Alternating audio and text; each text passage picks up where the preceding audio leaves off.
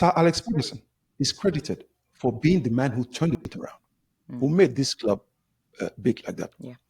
It will surprise you for me to tell you that the beginning of the biggest problems of players and the club as regards the sporting success started with Alex Ferguson, The man who brought the success. the man who brought the success. Okay. Have you ever heard any club in the world that the manager is leaving the club and he gets to pick who's succeeding him? Alex Ferguson hand chose David Moyes to replace him as coach. In all of this chaos and problems and circus, they've won more trophies than Arsenal. Ten Hag won 2 trophies before being sacked. Van Gaal did the same. Jose Mourinho did the same. Amorim got to the final of the Europa League, by the way. And all Arteta and Arsenal could boast of is we finished second. Yeah. Gerard Piqué was at Manchester United. Some people don't even know that. Yeah, some people don't know He that. started at Manchester United Yeah, as a young before he player. joined Barca. He was not treated really like they should have. What happened? Gerard Piqué left Manchester United for almost a giveaway price to Barcelona. At the end of his career, he had won 30 titles. Yeah. 3-0.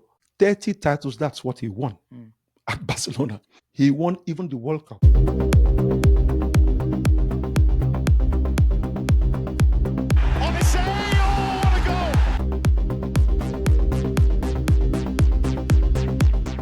Welcome back to Global Football Insights with Oliseh, the show Google calls the go-to place for football brains, spice, and truths that sting. We don't just talk football here, we rip it open and give you the guts. As usual, my name is Toyosi Adebanjo, and with me, as always, is the man who reads the game like it's written in its DNA, the one and only Sunday Oliseh. Sunday, we need to get into the chaos carnival called Manchester United. The results swing like a broken pendulum. The performances are so inconsistent. And honestly, nobody knows what they are trying to do on the pitch anymore. Is it just a wobble or the club is fundamentally broken at its core? I personally feel pain for Manchester United fans. Why? Because this is definitely, in fact, as at the moment, it's one of the richest clubs in the world. But this is a club that fundamentally is sick from inside out. And the causes of their illness will shock you because it is something people are ignoring intentionally or unintentionally for political, economic, and even social reasons.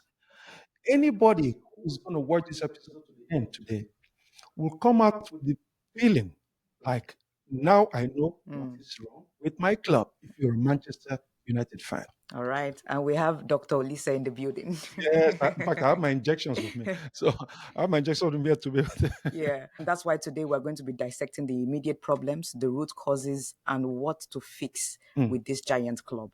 Now, let's start with the symptoms, of course. Let's start with how we see them on the pitch. United, 1 week are playing like UEFA Champions League contenders, and the next time they are playing like strangers, like they've not even played with themselves before. This is the first time they are playing together. Why is it so impossible for them to find a consistent identity?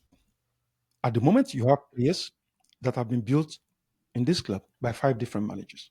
In the past 10 years, this club has had 5 managers. The first one they had after Alex Ferguson left in 2013 was David Moyes, appointed by Alex Ferguson, which is very strange in the world of football. Yeah. Somebody appointing their own successor.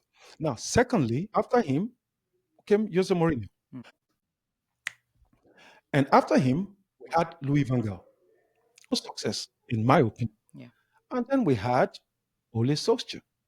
And after Ole Solskjaer, we had Ten Hag. And after Ten Hag, we now have Amorim. Now, these are players that have been created by different managers. It is just like a team that don't know their own identity, but at the same time also, it's like a kid buying the wrong toys because each manager have been buying their own players. And let's not sugarcoat it. Have they spent over £1 billion on this squad, yet looking very weak and weaker than the likes of Brighton, Aston Villa, even West Ham?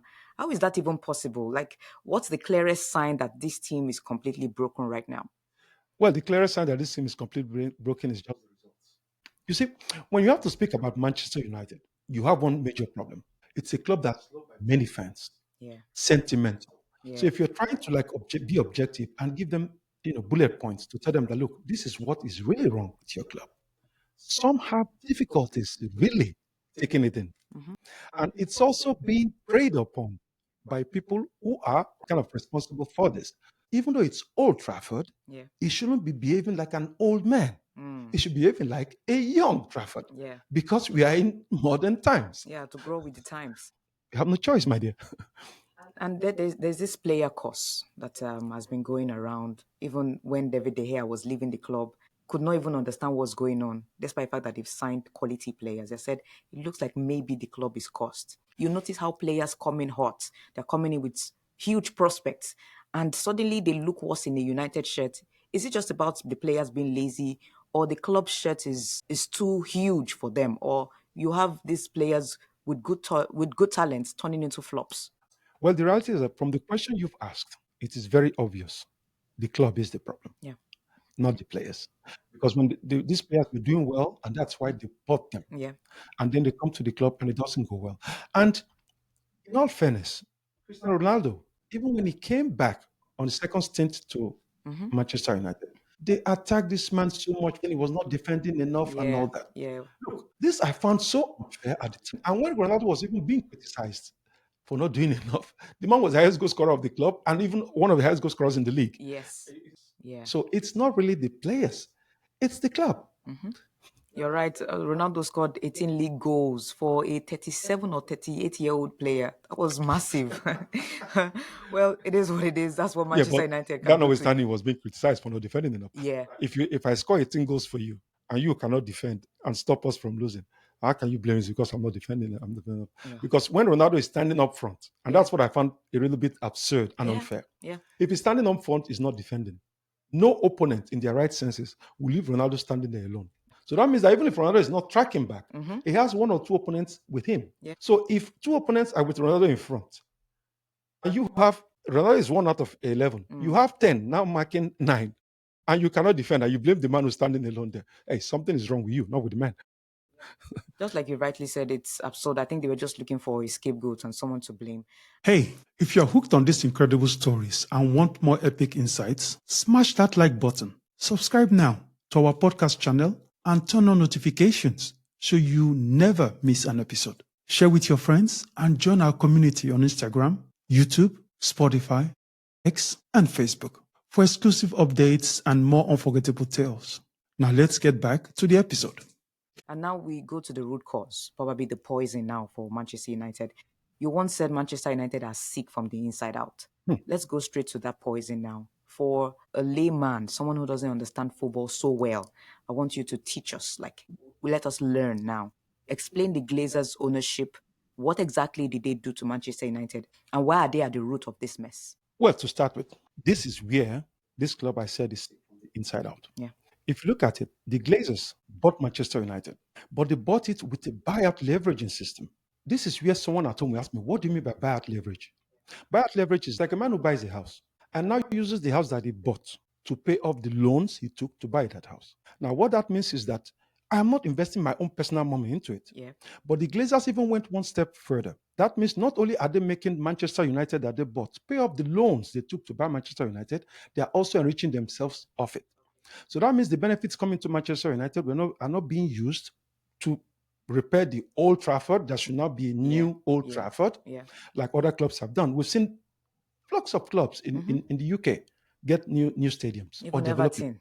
Yeah, please, I know you like Man United, but don't say even Everton because if you're looking at that one, Tottenham have a new stadium. West Ham, they all have new stadiums, you know. So, but Old Trafford is still Old Trafford. It's not a question of trying to keep up with tradition. No. It's a question of not investing in your infrastructure. The youth system has not been improved. And I remember once hearing Cristiano Ronaldo say, "The gym I left at Manchester United Still the same. is still the gym I came back to." Yeah. So many years after he came back to. The owners are not really investing back into the club what they're earning. Yeah. Unlike what Abramovich did at Chelsea. When Chelsea, this is why Chelsea is such a great club. Abramovich bought the club when Chelsea had gone almost 50 years without winning the title. He bought the club, invested so much, and when he bought it, I think he bought it for less than a billion something. I can't give you the exact figures now. But when he sold the club after, if you remember, when the club was taken away from him, this club was what, 4 billion. Where did the money come from? this man's investment. So he invested into Chelsea. So maybe now you understand why Chelsea fans love Abramovich Yeah, I miss him so and much. miss him so much. Yeah, now if the Glazers only care about money, who has been steering the football side or the football aspect of the club? This is the interesting part. This is the lovely part. Now, football needs to, there's a part of football that's football business. But then again, if you're going to run football business, you must know football. Yeah. Now, the Glazers are not directly running the club, but for example, they had Ed Woodward running it. Now, don't be fooled. These are very good businessmen. These are very good managers, but they are very good managers in business, not in football business. Football. So that meant that they were negotiating and giving even contracts to players that was way bigger than the value of the players. Yeah. They were buying players for prices way bigger than what the players were worth. And they were doing that because they were running from a business sense Yeah. and not running from the football part of it. Yeah. Now, what did that bring to the club? It brought to the club so many players that were not really that were overvalued Yeah. when they were bought. Yeah. That means that when you buy somebody overvalued and on top of it, Manchester United is not doing well. That means that if you are not happy with that player, it is difficult offloading that player. Yeah. That meant that Manchester United now find themselves with so much what we call dead wood players. Yes. That means you have the wood, is dead, you can't sell out. Yeah. So that is what they've had now. On this podcast, we try to give you information that you can prove to be right everywhere in the world. But I can tell you something. As of 2 years ago, the wage bucket that it cost Manchester United to finance its players was even way bigger than that of Manchester City, that were 4 times consecutive champions. Yeah. Does that make sense to you? For me, not. All right, so let's look at the better elsewhere effect Yeah. for Manchester United and, of course, some players that have come in. There are evidence that cannot be ignored. We've seen the likes of so many talented players come through this club and somehow flop at United, you know, and they become world beaters elsewhere. They go to a different club and they just spring into life. What's behind this better elsewhere effect? And does it prove the problem is the environment and not the players? The reality is this. I'm going to give you names and I'll give you figures like we always do. Gerard Piqué. Yeah. Gerard Piqué was at Manchester United. Some people don't even know that. Yeah, some people don't know He that. started at Manchester United as a young before he player. joined Barca. He was not treated really like they should have. What happened? Gerard Piqué left Manchester United for almost a giveaway price to Barcelona. At the end of his career, he had won 30 titles. Yeah. 3-0. 30 titles, that's what he won at Barcelona. He won even the World Cup also. The next one, let's look at Paul Pogba. Paul Pogba played at Manchester United as a young player. Yeah. He was not used, he was not given the chance to play, and he left Manchester United for Juventus that had a better environment and a better player development plan. Paul Pogba became one of the best midfielders in the world, even a World Cup winner. Yeah. Now, what happened was that Manchester United, to now strengthen themselves, they now bought Paul Pogba for a world record fee. Paul Pogba came back to this club to a toxic environment. Yeah. And the whole blame was now shifted to him again when it didn't work out well, because he was a shadow of himself from what we're seeing at Juventus. Yeah. Now, let's look at the Argentine. We look at Di Maria. Di Maria came to Manchester United for one season. It was horrible for this guy. It was a horrible season. Eventually, he left the club. There was so much crucifixion of this man on the internet, even to the point that at one point, the wife said she was worried going out of the house because the blames were shifted on him as he wasted transfer. Yeah. This man left, went to Paris Saint-Germain, won all kinds of titles. This same player, 3 years ago, won the World Cup. Yeah. So you can see that, I can go on and on, but these are the 3 major players you can look at. So it is certain that the problem was not really these players. The problem is the environment they're working under. Yeah. That was it.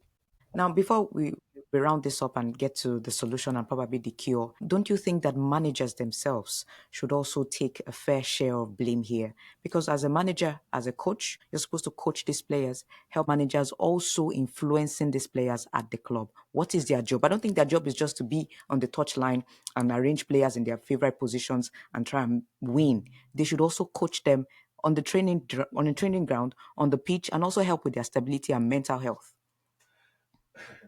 Manchester United's greatness, especially in the Premier League, when they won, I think, 13 titles ever since the Premier League was created. Sir Alex Ferguson is credited for being the man who turned it around, who made this club big like that.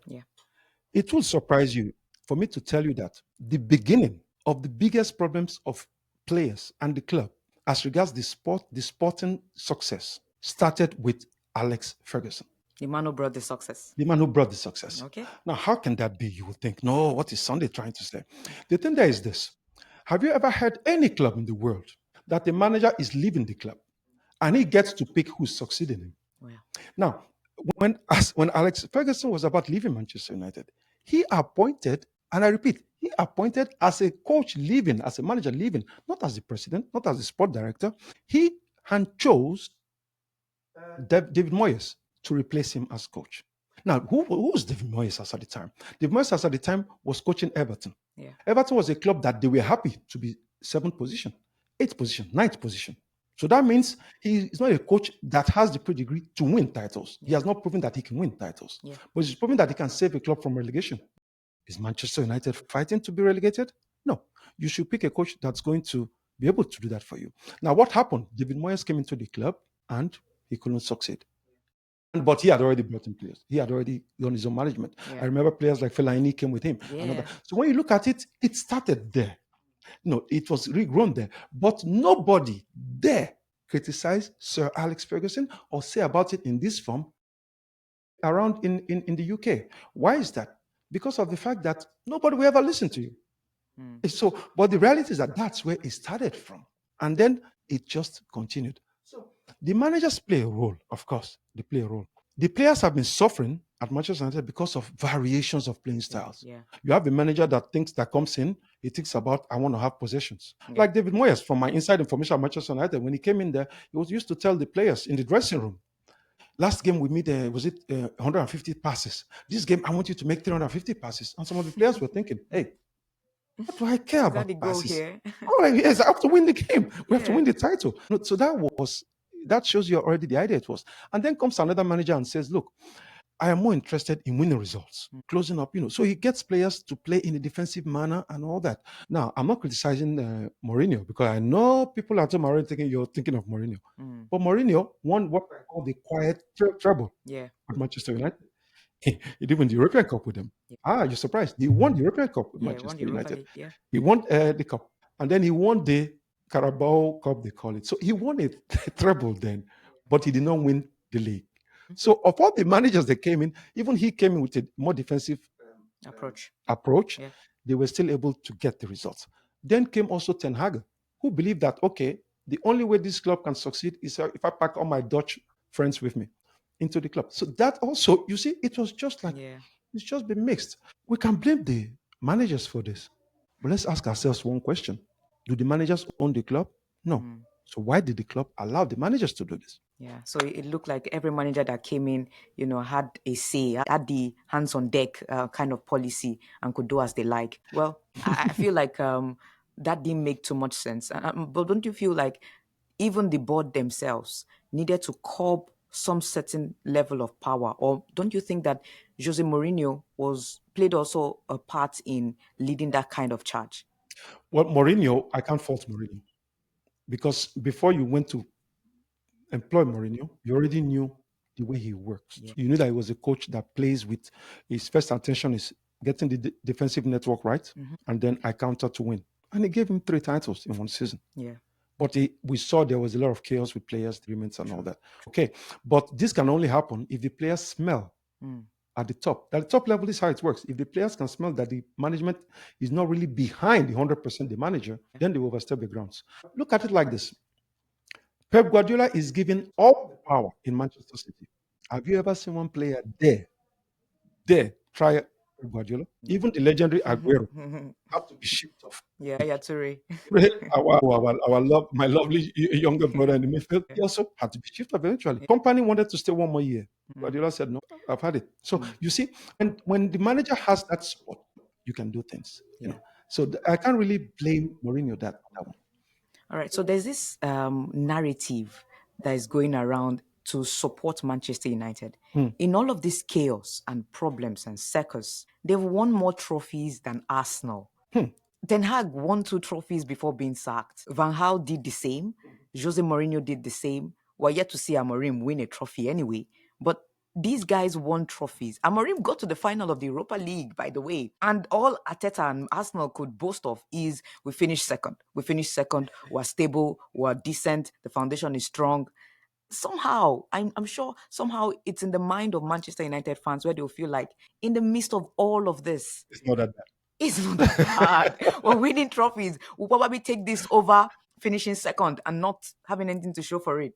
Well, if you've made a big point there, but I must be sure, I am 1,000% sure now that our Arsenal fans and followers, they just switched off now. They're angry now. Why is that? Why? They should not be angry. No, they should be angry because it's trying to help them too. Yeah. The reality is that when you are Manchester United, the ambition and the goal of the team, of the club, every year is not to win the cup. It's not to win the Carabao Cup. It's to win major trophies. These are trophies that are worth sometimes hundreds of millions, like the Champions League. Yeah. And the bragging rights it gives that, and also helps your merchandising. Yeah. And so that is what it is. That is why if you go to top, because Manchester United is a top club at the moment, is even though they are going through a crisis, they are still one of the richest clubs in the world. Yeah, they sell the papers too. Although they have so much debt that we know, but at the same time also, it's still one of the richest clubs in the world. So their ambition is not just to be second. Their ambition is we have to win major trophies. That is why they are unhappy. But also, Manchester United fans are unhappy at one thing. Imagine having a manager who doesn't even have forgive me to use this word, the cojones to even look at your own player when he's taking a penalty. You have to look away, ask yourself, how can this man now run such a club like Manchester United if you can't really stand and watch your own player miss a penalty? Yes, also, he's been heartbroken. But then there's also one reality we have to look at. Manchester United, they've suffered so much lately that they have not gotten to the point whereby they glorify mediocrity. If you dare to say to a Manchester United fan that Bruno Fernandes is not worth a top world player, they'll go crazy. Of course. Who tells you, look, where will we be without his goals? We have been relegated last year. But then you forget that I think almost 65% of his goals are penalties. Yeah. So you ask yourself also, I personally feel that one of the biggest problems Manchester United have now is Bruno Fernandes. Now, for the fans and to accept that, they will attach the goals to it. Of course. And say he scored goals. Yeah. He scores penalties. Yeah. But to help you understand why I feel is the problem of the team is that ask yourself, how much does Bruno Fernandes perform without the ball? Yeah. How much does he help the team without the ball? This is the same criticism they have to ship out Cristiano Ronaldo for. He was not defending, even though he was a pure central striker. How many balls does he recover for you when you lose the ball as a central midfielder?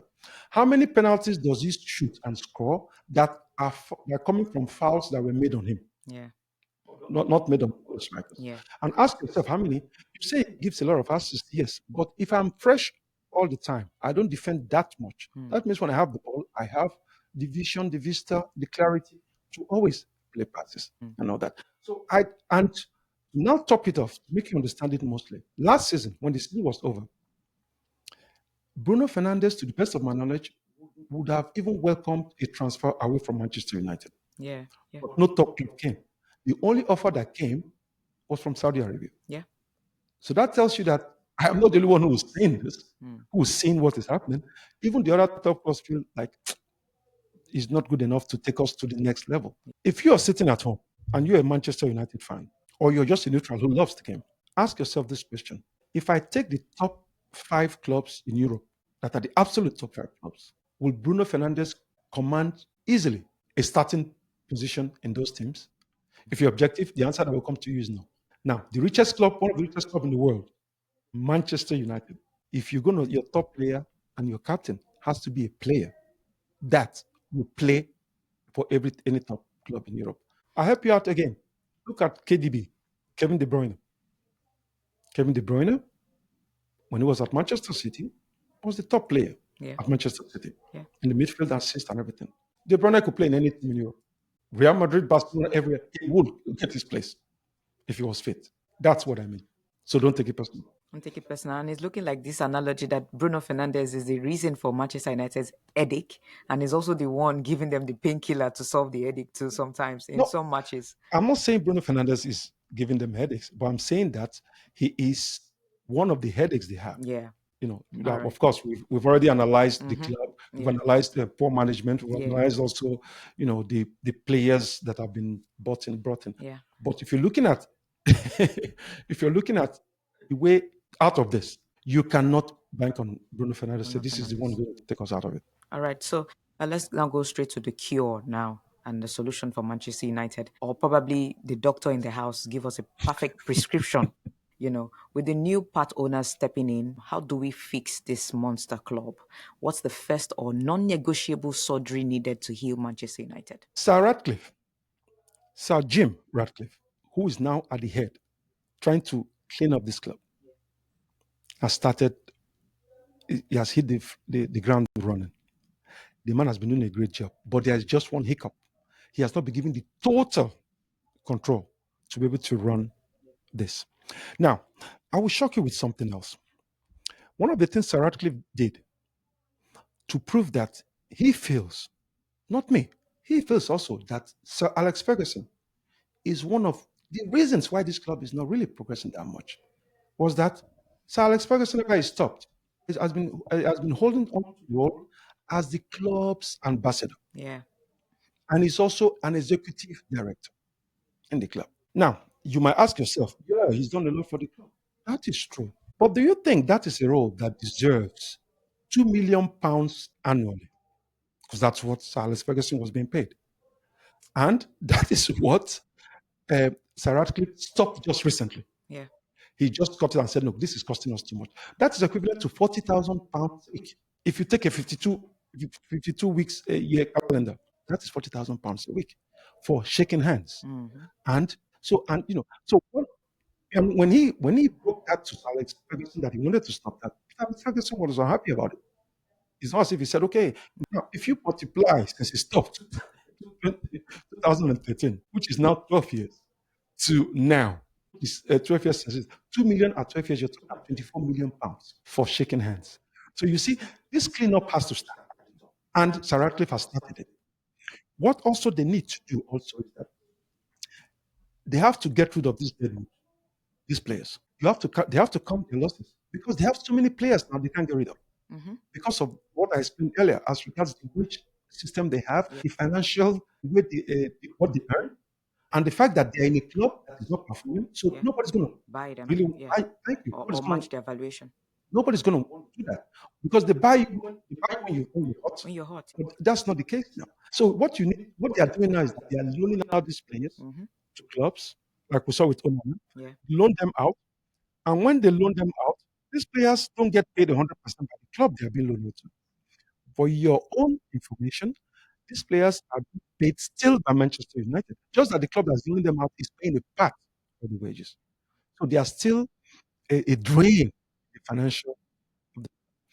To get this club working, they have to count their losses, sell out this place. And that's just what you have to do. And if they do that, that already gives them the opportunity now to recruit players that will now work.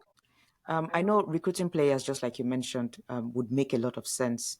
But do you think that's just the best solution? Don't you think that they need to do more than just recruiting players? Toyosi, that's a great question. Because that leads me to the most important part. That means you must have a philosophy. Okay. Now, they need to have as a club a philosophy and say, this is how we want to play. The biggest mistake most people are making is to saying, we should go back to the DNA, Manchester United DNA. Look, sorry, that DNA, it last brought you a victory 2013. So you're 12 years away. The world has evolved. We're in the Gen Z era. We're in the era now whereby football is played differently. We're in an era where we have VAR. There's an era where we will now have to play high position football. And it's a total different era. Now you have to create your own new DNA that has some of the Manchester United, but now adapted to fit the current situation on the ground. By doing that now, that means that the club has to be run differently. They have to decide what kind of players they need to recruit. They have to decide based on the philosophy they have agreed to. Now, based on this philosophy that the club has agreed to, that this is what we want to work on, they now have to employ a manager that suits that philosophy. And the most important thing, they have to learn to be patient. They have to give this manager minimum 3 to 5 years to be able to get things working. But you have to complement it also at the same time with the youth system of Manchester United playing the same way you want the top to play. That way, you cannot develop your own youths to make you as strong as you want to be. Manchester United, I mean. And at the moment, they don't have a defined structure, different style of play, because different managers have come in and it's all. You made mention of giving managers time. In the past, they had to give Alex Ferguson. Time because he didn't have it rosy at first, and now they have Ruben Amorim that you've mentioned earlier, talking about bringing his own style, the 3-5-2. In the news, a few days back, there were some backings from the press there that they are backing Amorim, and there's no any news or any rumor that they're willing to sack him anytime soon. So is the timing, giving him time and also giving Amorim time, merging together now, especially with that new formation, that it has to work. The players have to make it work, and the ideology has to be animated on the pitch. Forgive me for laughing, but I love the way you just said it, that they've come out and they've said they're supporting the manager. It's funny. Each time a manager is about to sack, that's what I hear from most clubs. We are behind him. It's more like they're buttering him up. It's like I say, they make people know we're behind our coach. We're going to do everything. Yeah. And then 2 weeks after, you hear they sign a new coach to replace him. So that one is no guarantee. If I'm Mourinho, I won't sleep on my ears and say, okay, I have to back him but personally, I don't think Amorim is the right man to read this team. At the beginning of the season, I was one of those that was advocating that, look, this is going to be the first season that is going to start out with having done the preseason. Yeah. He has decided the style of play. He's also had a hand in the players' recruitment. Yeah. But from what I'm seeing now, when I see a manager, really, this kills me. When I see a manager unable to watch his own player play a penalty, that tells me, come on. If I'm playing that team, I will say, look, my boss doesn't have personality. Yeah, does not trust me. He doesn't trust me, and he has personality, Yeah. And all of a sudden, lately, Fernandes is even missing more penalties than he was doing before. So it kind of like make you ask yourself, where are they going to really? Yeah. So that is why I don't feel that he's the right one to lead them. So, all right. So how do we finally stop this chaos by clearing? You've mentioned, clearing out the old legs and bringing in good players that will do so well. And of course, how do they build a team now that sees the vision of the team? well, if you're talking about building a vision, most important thing you have to do first of all is have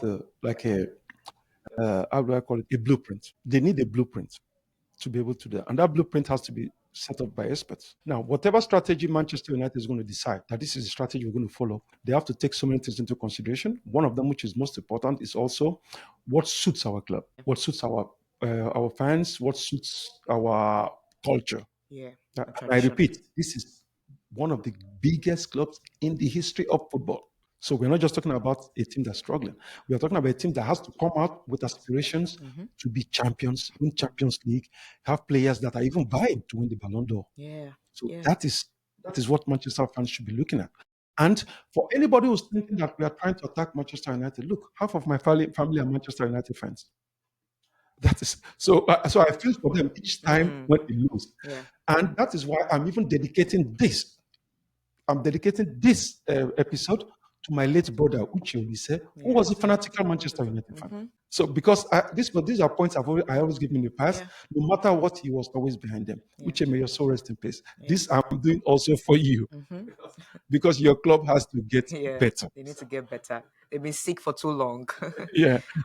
All right. All right. In other words, Sunday, are you saying that as the board are pampering and buttering him up to be slaughtered very, very soon, you think and you feel that Amorim will not last maybe till January or something? Well, I feel that if this continues, the way they win one, lose one, win one, it's just like a roller coaster, The way it is going with Manchester United now, I don't think Sir Ratcliffe will wait too long. Okay. So now, to further make it interesting, I'm putting this in front of you. I'll put it out big there so you can see. This is a copy of my autobiography. Any of the subscribers we have on this podcast that is able to predict how long Amorim still has to stay on the job. If you predict it correctly, I will ship out one copy of this to you. Okay. This is a book that covers everything that has to do with my career. It Yeah. also gives you an insight into the dressing room of the national team of Nigeria. It gives you Yeah. an insight to the dressing room of Ajax, Juventus, Dortmund. So you get also to find out a bit how I came to become who I became.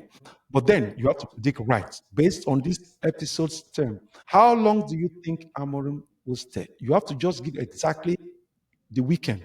I think after this weekend, Papa he will not stay, or I think he will stay till the end of the season. Okay. So if you put that right, you get a copy of this. But this goes out only to subscribers of this podcast. Of So course. please subscribe first, Yeah. like we always ask you to, and you will get a copy if you get it right. All right. I wish I was one of the listeners, but I already have mine because and it's been keeping me busy for weeks now. Or I you've been really laughing at me. uh, When you've been reading all those juicy ones, you say, okay, so no. that's how my phone used to be. I've, Okay. I've I've had some funny moments while reading and some interesting ones and eye opener ones. So trust me, to our listeners, you don't want to miss out on this opportunity to have this book and read it. And now, of course, like the doctor in the house for today, because today Sunday was our doctor, or rather today Sunday is our doctor, and he has made us know that it's not just a quick patch up job; No. it's a total tear down and rebuild. United's illness runs deeper than tactics or even transfers, and the cure might be painful now, but the beauty will come much later. Sunday, as always, thank you for laying it bare every time. And that's all we've got for the deep dive into Manchester United's sickness and survival. And thank you guys for watching this video. As always, a new video will be coming up very, very soon. Next week, we'll be shifting gears. But for now, Manchester United fans especially, buckle up because the medicine might taste bitter than you expect. And of course, see you in our next video.